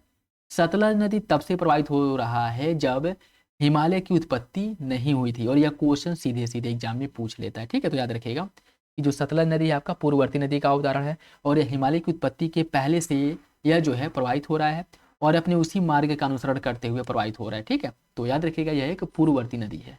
इसका उद्गम मानसरोवर के निकट स्थित जो राक्षस या राकस ताल है, यहाँ से इसकी उत्पत्ति होती है। शिवकिला के पास भारत में यह प्रवेश करता है, ये भी इंपॉर्टेंट है, याद रखें। इसके बाद आता है आपका गंगा नदी तंत्र। यह भी पूर्ववर्ती अपवाह तंत्र का उदाहरण है। पूर्ववर्ती अपवाह तंत्र का उदाहरण है, ये भी हिमालय से प्राचीन है और भारत के सबसे बड़े अपवाह तंत्र का निर्माण करता है। इसका उद्गम जो है उत्तराखंड के गोमुख के पास गंगोत्री हिमनद से प्रारंभ होता है। इसे भागीरथी, स्टार्टिंग में जब इसका उद्गम होता है तब इसे भागीरथी नदी के नाम से जाना जाता है। देवप्रयाग में अलकनंदा के मिलने के बाद इसे गंगा नदी के नाम से जाना जाता है। ठीक है, उसके बाद यह हरिद्वार में मैदानी भाग में प्रवेश करती है। इसकी कुल लंबाई कितनी है? गंगा नदी की कुल लंबाई 2525 मीटर है और यह भारत की सबसे लंबी नदी है। इसके बाएं तट की जो सहायक नदियां हैं रामगंगा, गोमती, घाघरा, गंडक, कोसी और महानंदा, यह इसके बाएं तट की सहायक नदियां हैं। गंगा नदी के दाएं तट की जो सहायक नदियां हैं यमुना है, सोन है, और उसके साथ साथ आपका जो है यमुना है, सोन है, और कौन सी दो नदियां हैं वो भी आप लोग कमेंट बॉक्स में बताएंगे, जो मुख्य रूप से बिहार में मिलती है। ठीक है, और यह बंगाल की खाड़ी में अपना जल गिराती है। इसे पद्मा और मेघना, बंगाल की खाड़ी में जब इसमें ब्रह्मपुत्र नदी मिलती है उसके बाद इसे मेघना पद्मा के नाम से भी जाना जाता है, तो इसे भी आप लोग याद रखें। पंचप्रयाग जो है, गंगा नदी जैसे आगे बढ़ते हुए किन किन क्षेत्रों में मिलने के बाद कौन कौन सी नदियां मिलती हैं, तो किस नदी किस नाम से जाना जाता है, अगर हम बात करें तो अलकनंदा और धौली गंगा के मिलने से विष्णुप्रयाग का निर्माण होता है। ठीक है, विष्णुप्रयाग का, इसे आप जो है डीएवी से याद रख सकते हैं। धौली गंगा अलकनंदा के मिलने से विष्णुप्रयाग का निर्माण होता है। नंदप्रयाग, इसे जो है अलकनंदा नंदाग्नि से नंदप्रयाग का निर्माण होता है। ठीक है,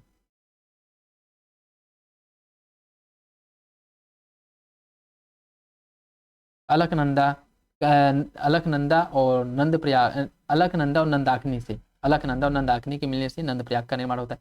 इसमें देखेंगे आपको जो पंचप्रयाग है इसमें 5 जो नदियां हैं, जो अलकनंदा, ये सभी में कॉमन है, तो इसे आपको याद रखने की जरूरत नहीं है, बस यही याद रखना है। ठीक है, ये आपको पहले ही पता है कि ये पांचों में ये होगा ही, इसी के मिलने से जो है संगम बनेगा। ठीक है, कर्णप्रयाग की बात करें तो पिंडार और अलकनंदा के मिलने से कर्णप्रयाग का निर्माण होता है। रुद्रप्रयाग, अलकनंदा और मंदाकिनी के मिलने से रुद्रप्रयाग। देवप्रयाग, अलकनंदा और भागीरथी के मिलने से देवप्रयाग का निर्माण होता है। ठीक है, ये भी आप लोग याद रखेंगे। इसके बाद यमुना नदी का उद्गम। यमुना नदी का उद्गम यमुनोत्री हिम्मत बंदरपुर से होता है। और यह बाएं तट की सहायक नदियां इसकी कौन कौन सी हैं? हिंडन है, रिंद है, सेंगर है और वरुणा, बाएं तट से मिलने वाली सहायक नदियां हैं। दाएं तट की इसकी सहायक नदियां हैं चंबल, सिंध, बेतवा और केन। और गंगा की सबसे पश्चिमी और सबसे लंबी सहायक नदी यमुना ही है। इसके बाद आपका आता है चंबल नदी। इसका उद्गम जनापाव पहाड़ी विंध्य श्रेणी से होता है। और यह जो है चंबल नदी यमुना की सहायक नदी है। और यह उत्तर प्रदेश के इटावा में यमुना नदी में मिल जाता है। और यह खंडहर निर्माण के लिए जाना जाता है, बीहड़, इसके जो क्षेत्र है यहाँ पे बीहड़ पाया जाता है। गंडक नदी का उद्गम जो है नेपाल से होता है।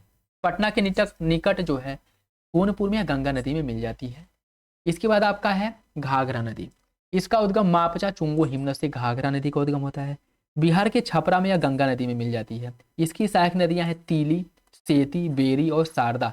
ये सभी घाघरा की सहायक नदियां हैं, ये सभी घाघरा की सहायक नदियां हैं। इसके बाद आपका कोसी नदी है। इसका उद्गम माउंट एवरेस्ट से कोसी नदी का उद्गम होता है। माउंट एवरेस्ट के उत्तर से इसका उद्गम होता है। बिहार के भागलपुर में गंगा नदी में मिल जाती है। इसे बिहार का शोक कहा जाता है। यह एक पूर्ववर्ती नदी का उदाहरण है। मार्ग बदलने के लिए कुख्यात, प्रसिद्ध नहीं कुख्यात है, ठीक है। और पूर्ववर्ती नदी अर्थात ये भी हिमालय की उत्पत्ति के पहले से प्रवाहित हो रहा है, ठीक है। इसके बाद आपका रामगंगा नदी है। इसका उद्गम होता है गढ़वाल पहाड़ी से। कन्नौज के निकट यह गंगा नदी में मिल जाता है। और उत्तर प्रदेश के नजीबाबाद में यह मैदानी क्षेत्रों में प्रवेश करता है। ये भी याद रखने वाली बात। दामोदर नदी की बात करें, यह छोटा नागपुर पठार से इसका उद्गम होता है। इसकी सहायक नदी है बराकर।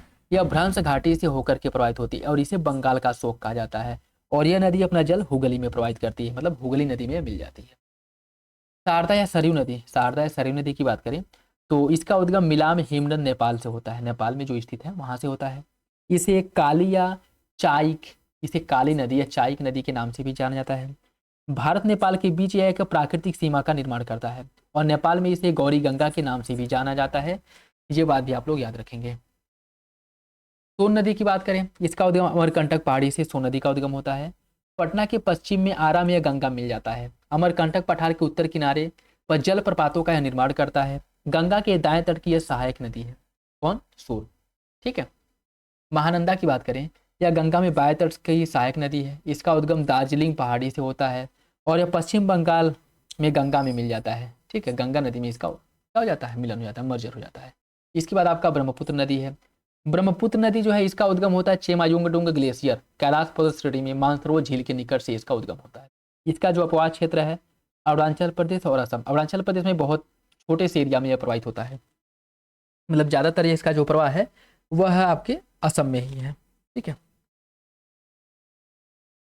ज्यादातर इसका प्रवाह असम में है।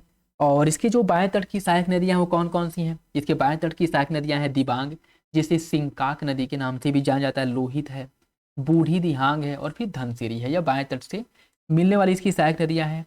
दाएं तट से मिलने वाली इसकी जो सहायक नदियां हैं सुबनसिरी, कामेंग, मानस और संकोस है। अन्य नाम, तिब्बत में इसे सांगपो के नाम से जाना जाता है। अरुणाचल प्रदेश में इसे दिहांग के नाम से या सियांग के नाम से, असम में इसे ब्रह्मपुत्रा के नाम से और बांग्लादेश में इसे जमुना के नाम से जाना जाता है। तो यह इंपॉर्टेंट है, याद रखेंगे। ब्रह्मपुत्र नदी बांग्लादेश में पद्मा गंगा से मिल जाती है। और गंगा और ब्रह्मपुत्र मिलकर के विश्व के सबसे बड़े डेल्टा सुंदरबन डेल्टा का निर्माण करती हैं। तो ये भी आप लोग पता ही है, आप लोगों को बताना क्या है। सुबनसिरी नदी, इसका उद्गम होता है तिब्बत क्षेत्र से। इसका अपवाद क्षेत्र जो अरुणाचल प्रदेश और असम में इसका अपवाद क्षेत्र है, ये भी एक पूर्ववर्ती नदी है। तो याद रखेंगे आप लोग। प्रायद्वीपीय नदी तंत्र की बात करें, प्रायद्वीपीय नदी तंत्र में आपका क्या क्या आ जाएगा? इसमें आ जाएगा बंगाल में गिरने वाली, बंगाल की खाड़ी में गिरने वाली नदियाँ, ठीक है, और अरब सागर में गिरने वाली नदियाँ। प्रमुख नदी कौन कौन सी है? जैसे महानदी, गोदावरी, कृष्णा, कावेरी, या बंगाल की खाड़ी में अपना जल प्रवाहित करती हैं या गिरती हैं। और नर्मदा, ताप्ती, माही, ये सभी अरब सागर, यह जो है डेल्टा का निर्माण करती है, एस्टुअरी का निर्माण करती हैं। महानदी, यह इसका उद्गम जो है सिहाव पहाड़ी धमतरी जिला छत्तीसगढ़ से होता है। यह बाएं तट की सहायक नदी है। इसके बाएं तट की जो सहायक नदियां हैं शिवनाथ, हसदेव, मंद, ईब, तेल, ये सभी जो है इसकी सहायक नदियां हैं, ठीक है। दाएं तट की जो सहायक नदियां हैं, देखिए तेल इसकी जो है दाएं तट की सहायक नदी, ठीक है। इसके दाएं तट की सहायक नदियां हैं जोंक, ओंग और तेल। इसका जो अपवाद क्षेत्र दो राज्यों में है, छत्तीसगढ़ और उड़ीसा में। इसकी लंबाई 851 किलोमीटर है। इसके बाद गोदावरी नदी है। इसका उद्गम त्र्यंबकेश्वर पहाड़ी महाराष्ट्र से होता है, न जो नासिक में है। इसकी लंबाई 1465 किलोमीटर है और प्रायद्वीपीय भारत की सबसे लंबी नदी है। इसके बाएं तट की सहायक नदियां हैं पेनगंगा, वेनगंगा, वर्धा, प्राणहिता, सबरी, इंद्रावती। ये इसकी सहायक नदियां हैं बाएं तट की। दाएं तट की सहायक नदियां हैं प्रवरा, मूला, पिडवागु और मनेर। और यह जो है सदृश प्रपात की रचना करती है। इसके द्वारा सदृश प्रपात की रचना करी जाती है। कृष्णा नदी की लंबाई है 1400 किलोमीटर और यह जो है दूसरी सबसे लंबी प्रवाहित नदी है, सबसे बड़ी। इसके बाएं तट की सहायक नदियां हैं भीमा, मूसी और मुनेर। दाएं तट की सहायक नदियां हैं कोयना, घाट प्रभा, मालप्रभा, तुंगभद्रा। ठीक है, ये सभी जो है दाएं तट की सहायक नदियां हैं। इसका उद्गम स्थल पश्चिम घाट के महाबलेश्वर महाराष्ट्र से इसका उद्गम होता है, तो ये भी याद रखें। कावेरी नदी की बात करें, कावेरी नदी का उद्गम होता है ब्रह्मगिरी पहाड़ी, कोडागु जिला, कर्नाटक से। इसका अपवाद क्षेत्र केरल, कर्नाटक, तमिलनाडु, पुदुचेरी, इन चारों राज्यों में इसका अपवाद क्षेत्र है, तो याद रखेंगे। ठीक है, इसके बाएं तट की सहायक नदियां हैं हेमवती, सीमसा और अर्कावती। दाएं तट की सहायक नदियां हैं कामनी, भवानी, अमरावती। इसकी लंबाई 800 किलोमीटर और यह जो शिव समुद्रम जलप्रपात है यह कावेरी नदी पर ही स्थित है। नर्मदा नदी का उद्गम अमरकंटक पहाड़ी से होता है। यह एस्चुअरी ज्वार नदमुख का निर्माण करती है और अरब सागर में जल प्रवाहित करती है। सतपुड़ा के मध्य भ्रंश घाटी, विंध्यन और सतपुड़ा के बीच यह भ्रंश घाटी से होकर के प्रवाहित होती है। लंबाई इसकी 1312 किलोमीटर है। अरब सागर में गिरने वाली प्रायद्वीप भारत की सबसे लंबी नदी है। जबलपुर के निकट इसके द्वारा धुआंधार जलप्रपात का निर्माण किया गया है। ठीक है, और पश्चिम की ओर बहते हुए अरब सागर में अपना जल प्रवाहित करती है। इसके बाद आ जाएगा आपका ताप्ती नदी। इसका उद्गम मध्य प्रदेश के बैतूल जिले से होता है। बैतूल जिले के मुल्ताई पर्वत जो है या पहाड़ी जो है, यहाँ से इसका उद्गम होता है। इसका अपवाद क्षेत्र 3 राज्यों में कौन कौन से हैं? महाराष्ट्र है, मध्य प्रदेश और गुजरात। इसकी लंबाई 724 किलोमीटर है। ये इसके द्वारा भी ज्वार नदों के एस्चुअरी का निर्माण किया जाता है। ये भी अरब सागर में जल प्रवाहित करती है। नदियों के किनारे स्थित जो शहर है इंपॉर्टेंट, उसकी अगर हम बात करें, गंगा नदी के किनारे है हरिद्वार, फतेहपुर, कानपुर, प्रयागराज, वाराणसी, भागलपुर और पटना। यमुना नदी के किनारे है नई दिल्ली, आगरा, मथुरा, इटावा। कृष्णा नदी के किनारे विजयवाड़ा। मूसी नदी के किनारे हैदराबाद है। गोदावरी के किनारे है नासिक, नांदेड़, राजमुंद्री। रामगंगा के किनारे बरेली, राप्ती के किनारे गोरखपुर, सरयू अयोध्या। लखनऊ जो है गोमती के किनारे लेह। सिंधु नदी के किनारे श्रीनगर, झेलम के किनारे लुधियाना, सतलज के अहमदाबाद और श्रीनगर यह साबरमती नदी के किनारे, सॉरी श्रीनगर नहीं गांधीनगर है। ठीक है, श्रीनगर कहाँ से आ जाएगा? सूरत और बैतूल यह ताप्ती नदी के किनारे। जमशेदपुर स्वर्णरेखा, कटक उड़ीसा में स्थित महानदी के किनारे। कोटा चंबल नदी। गुवाहाटी डिब्रूगढ़ यह ब्रह्मपुत्र नदी के किनारे है। उज्जैन क्षिप्रा नदी के तट पे। जबलपुर नर्मदा नदी के तट पे। और भारत के अब प्रमुख जो जलप्रपात हैं उसकी अगर हम बात करें, शिव समुद्रम जलप्रपात, इसका जो संबंध है या कह सकते हैं इसका निर्माण शरावती नदी पर हुआ है या कर्नाटक में है। धुआंधार जलप्रपात का निर्माण नर्मदा नदी पर, मध्य प्रदेश के जबलपुर में। दूध सागर जलप्रपात मांडवी नदी पर, गोवा कर्नाटक की सीमा पर स्थित है। कपिल धारा जलप्रपात, दुग्धधारा जलप्रपात नर्मदा नदी पर, मध्य प्रदेश में है। टूलिया जलप्रपात चंबल नदी पर है, राजस्थान में। हुंडरू जलप्रपात स्वर्णरेखा नदी पर, झारखंड। चित्रकूट जलप्रपात का निर्माण इंद्रावती नदी पर, छत्तीसगढ़ के बस्तर जिले में। जोंग या गरसोप्पा जलप्रपात का निर्माण शरावती नदी पर हुआ है, कर्नाटक में। पूचिकल जलप्रपात का निर्माण वाराही नदी पर हुआ है, कर्नाटक के शिमोगा जिले में। तो ये भी इंपॉर्टेंट है। इसमें देखिए आप लोगों ने नोटिस किया होगा कि इसमें सारे इंपॉर्टेंट फैक्ट जो एग्जाम के लिए इंपॉर्टेंट है, जो बार बार पूछे जाते हैं, वो सारे इसमें बहुत अच्छे से कवर करे गए हैं। तो आपके एग्जाम के पॉइंट ऑफ व्यू से बहुत ही इंपॉर्टेंट होने वाला है, इसे आप लोग जरूर देखिए। और इसी तरह आपके सारे जो जीएस के कंटेंट है, सारे जो सिलेबस है उसको बहुत अच्छे से कवर कर लिया।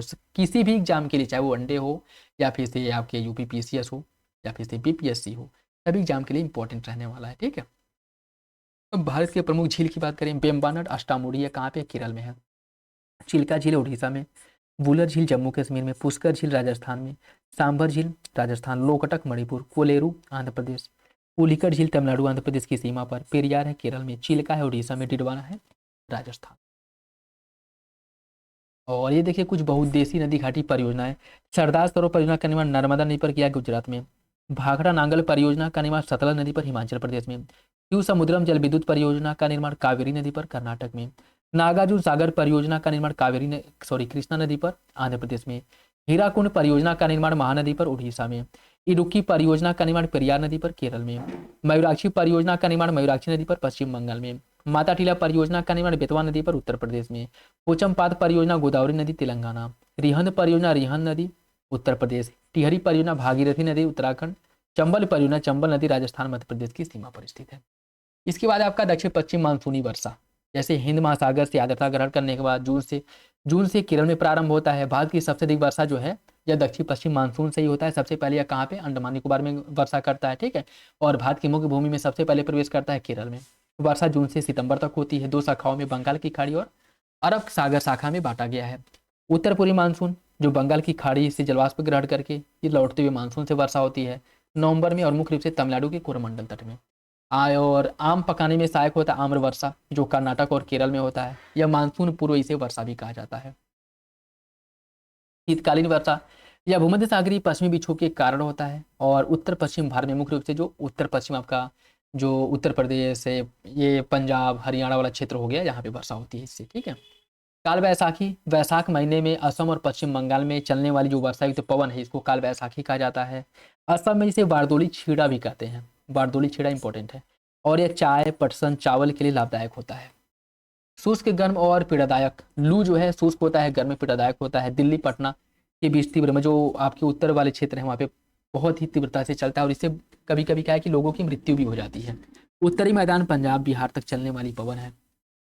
फूलों की बौछार यह केरल के निकटवर्ती क्षेत्र में चलता है। कावा उत्पादन में महत्वपूर्ण भूमिका निभाता है।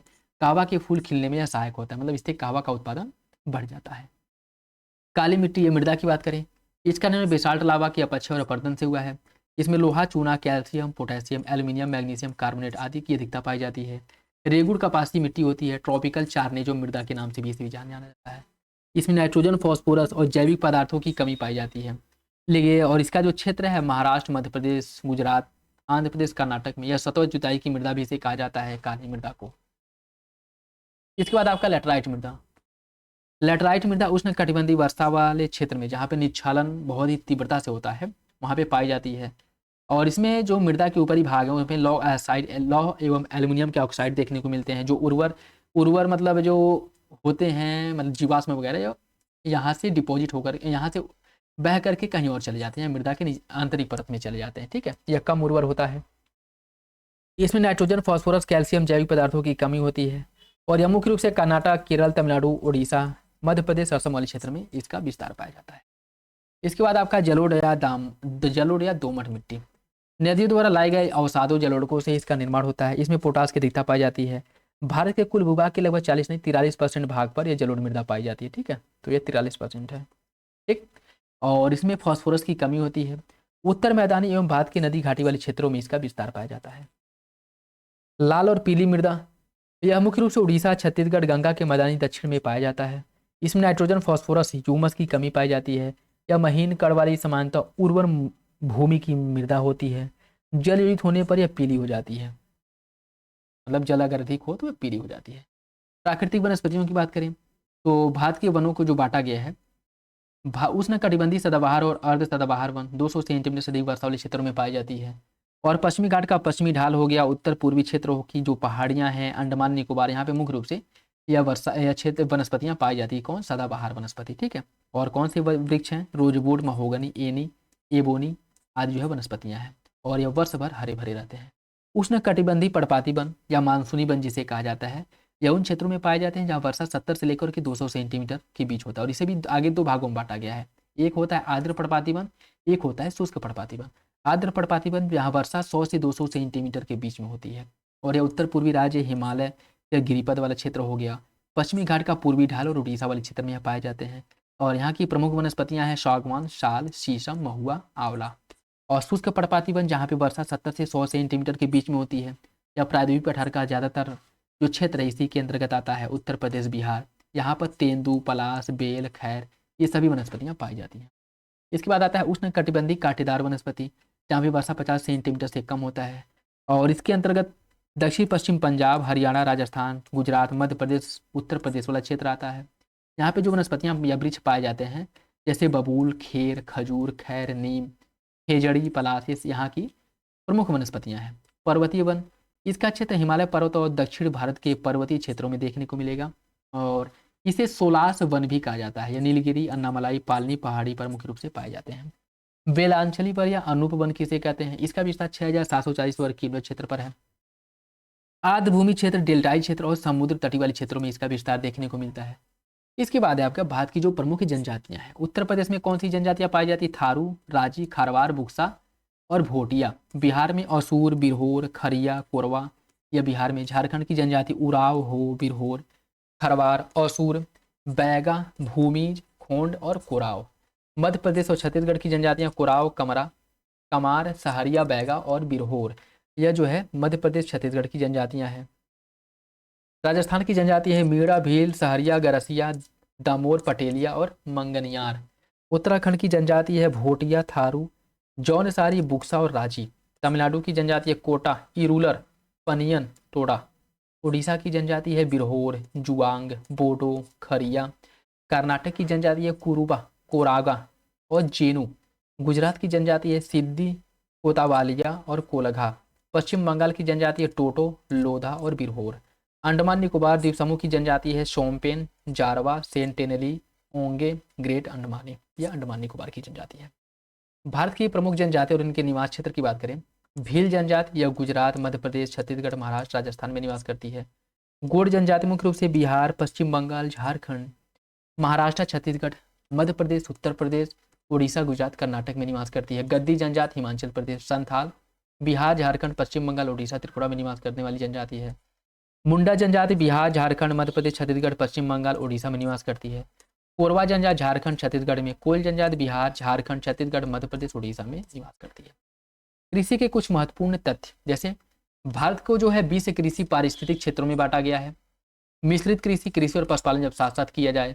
अंतर फसली, जैसे एक ही भूमि पर एक साथ दो फसलों को उगाना जिनकी परिपक्वता की अवधि अलग अलग होती है, ठीक है, जैसे गेहूं के साथ सरसों। एक मार्ग, कृषि उत्पादन की गुणवत्ता से समझ जो प्रमाण दिया जाता है। झूमिंग कृषि और क्षेत्र, जैसे झूम उत्तर पूर्व भारत, असम, मेघालय, मिजोरम, नागालैंड जो उत्तर पूर्व है वहाँ पे जो स्थानांतरित कृषि उसको झूम के नाम से जाना जाता है। मणिपुर में इसे पामलू कहा जाता है। छत्तीसगढ़ में झूम कृषि को दीपा कहा जाता है। अंडमान निकोबार में भी इसे दीपा कहा जाता है। मध्य प्रदेश में झूम कृषि को बेवर दहिया कहा जाता है और आंध्र प्रदेश में इसे पोडू पेड़ा कहा जाता है। उड़ीसा में पामाडाबी, कोमान और बारिंगा कहा जाता है। पश्चिमी घाट में झूम कृषि को कुमारी, दक्षिण पूर्व राज्य में इसे वालतरे वालरे कहा जाता है। हिमाचल प्रदेश में इसे खिल, झारखंड में इसे कुरुबा। यह इंपॉर्टेंट है, यहाँ से क्वेश्चन बनता है। और विश्व में झूम की जो अन्य नाम है, जैसे मिल्पा, मैक्सिको में झूम कृषि को मिल्पा कहा जाता है। मध्य अमेरिका में भी मिल्पा के नाम से जाना जाता है। वेनेजुएला में इसको कोनुकू, ब्राजील में रोका, मध्य अफ्रीका में इसे मशोले, इंडोनेशिया में लडांग, वियतनाम में रे। ठीक है, ये झूम कृषि के नाम है। कुछ खनिज प्रमुख तत्व, जैसे आर्कियन युग की धारवाड़ क्रम की चट्टानें सर्वाधिक खनिज संपन्न चट्टान है, जिसमें मुख्य रूप से खनिज, कोयला, पेट्रोलियम, औषधि शैलों की चट्टानों में पाए जाते हैं। छोटा नागपुर भारत का रूर प्रदेश कहा जाता है, ये भी ऊपर अभी हम लोग देखे ही हैं। जो प्रमुख खनिज संस्थान है, जैसे हिंदुस्तान कॉपर लिमिटेड या खेतड़ी, हिंदुस्तान जिंक लिमिटेड उदयपुर, भारतीय खान ब्यूरो नागपुर, राष्ट्रीय धातु कर्म प्रयोगशाला जमशेदपुर जो बर्मा माइंस क्षेत्र में है, केंद्रीय खनन एवं ईंधन अनुसंधान केंद्र है धनबाद में, खनिज अन्वेषण निगम लिमिटेड है नागपुर में। लौह खनिज, लौह एस के कुल आरक्षित भंडारों का लगभग 95% उड़ीसा, झारखंड, छत्तीसगढ़, कर्नाटक, गोवा, आंध्र प्रदेश, तमिलनाडु वाला जो मतलब ये जो राज्य है यहाँ पे पाया जाता है। और लय अयस्कों को 4 भागों में बांटा गया, हेमेटाइट, मैग्नेटाइट, लाइमोनाइट और सीडेराइट। ठीक है, जिसमें अगर हम बात करें हेमेटाइट अयस्कों को लोहे का ऑक्साइड भी कहा जाता है और इसका रंग लाल गिरुआ होता है। धारवाड़ कुडप्पा शैलों में मुख्य रूप से पाए जाते हैं। और देखिए जो इनका प्रादेशिक वितरण है लौह अयस्कों का, उड़ीसा में कहाँ कहाँ पे पाया जाता है, मयूरभंज जनपद के गुरु माइसानी और बादाम पहाड़ी क्षेत्र का जो क्योझर जिला, किरूबारू, सुंदरगढ़ जिला, मलांग टोली, कंधाड़ पहाड़ यहाँ पे पाया जाता है। कर्नाटक के बेल्लारी, चित्रदुर्ग, चिकमंगलूर, शिमोगा, बाबा बुदन पहाड़ी और धारवाड़ क्षेत्र में इसका जो विस्तार है वो पाया जाता है। छत्तीसगढ़ के राजनंदगांव, बैलाडीला क्षेत्र और जगदलपुर, दंतेवाड़ा, बस्तर, दुर्ग यहाँ पे पाया जाता है। इसके बाद आपका जो झारखंड है, झारखंड के नोवामुड़ी, डाल्टनगंज, सिंहभूमि में इसका विस्तार है। आंध्र प्रदेश के कृष्णा, कर्नूल, कुडप्पा, नेल्लौर क्षेत्र में, महाराष्ट्र के पीपलगांव, अशोला, देवलगांव, सूरजगढ़ में इसका विस्तार है। देखिए कुछ खनिज हैं और उनकी प्राप्ति, जैसे मैग्नीज कहाँ पाया जाता है। मैग्नीज जो है उड़ीसा के क्योझर, सुंदरगढ़, कोरापुट, कालाहांडी में, महाराष्ट्र के भंडारा, नागपुर, दुडारी, टिरोडी में, मध्य प्रदेश के बालाघाट, छिंदवाड़ा, झाबुआ, जबलपुर, देवास में पाया जाता है मैग्नीज। तांबा राजस्थान के खेतड़ी, झुंझुनू जिला, सिंघाना क्षेत्र, खोदरीबा, देलवारा, कोरोवली और दरीबा, अंगूचा में। और झारखंड के सिंहभूमि जिले के मोशाबानी, राखा, धोबानी और तुरमडीह में तांबा का मुख्य रूप से खनन किया जाता है या फिर इस तांबा अयस्क पाए जाते हैं। बॉक्साइट कालाहांडी, कोरापुट जिला उड़ीसा में पाया जाता है और देश का सबसे अधिक जो भंडार है यहीं पे है। भावनगर, जूनागढ़, अमरोही जिला गुजरात में भी बॉक्साइट के भंडार पाए जाते हैं। और क्रोमाइट का भंडार सुकिंदा घाटी, कटक जिला, नौशाही, क्योझर उड़ीसा में है। हासन, मैसूर, चित्रदुर्ग, शिमोगा, चिकमंगलूर, कर्नाटक, यहाँ पे भी क्रोमाइट के भंडार पाए जाते हैं। सीसा के भंडार पाए जाते हैं उदयपुर जिले, अलवार या जावद क्षेत्र, कोदरीबा, राजपुर, भीलवाड़ा, तारागढ़ पहाड़ी, अजमेर, यहाँ पे जो है पाया जाता है। ये आप लोग पॉज करके देख लीजिएगा, ठीक है। ये जो है कोयला के 4 प्रकार कौन कौन से? एंथ्रासाइट, जिसमें कार्बन की मात्रा सबसे अधिक होती है 90 से 93%। उसके बाद बिटुमिनस आता है जिसमें 55 से 80% कार्बन की मात्रा होती है। फिर लिग्नाइट जिसमें 40 से 55% कार्बन की मात्रा। उसके बाद पीट 40 से कम। तो सबसे निम्न कोटि का कोयला पीट होता है, सबसे उच्च कोटि का कोयला एंथ्रेसाइट होता है, ठीक है। और उत्तर भारत का जो 99 का, आप इसको 95% मान सकते हैं, जो कोयला भंडार है वो गोंडवाना क्षेत्र में पाया जाता है, ठीक है। और भारत में पाया जाने वाला उत्तम कोटि का जो कोयला है वो बिटुमिनस कोयला है। एंथ्रासाइट कोयले का सबसे कठोर और चमकीला रूप होता है। लिग्नाइट कोयले का सर्वाधिक भंडार तमिलनाडु और लिग्नाइट कोयला जम्मू कश्मीर में भी पाया जाता है, ठीक है। इसका भंडार तो ये भी आप याद रखेंगे। ये देखिए छत्तीसगढ़ कोयला क्षेत्र, छत्तीसगढ़ का कौन कौन है? सोनहट, सोहागपुर, कोरबा, ततापानी, रामकोला। झारखंड में है रानीगंज, झरिया, डाल्टनगंज, देवघर, उत्तरी कर्णपुर। मध्य प्रदेश में सिगरौली, सोहागपुर, उनारिया।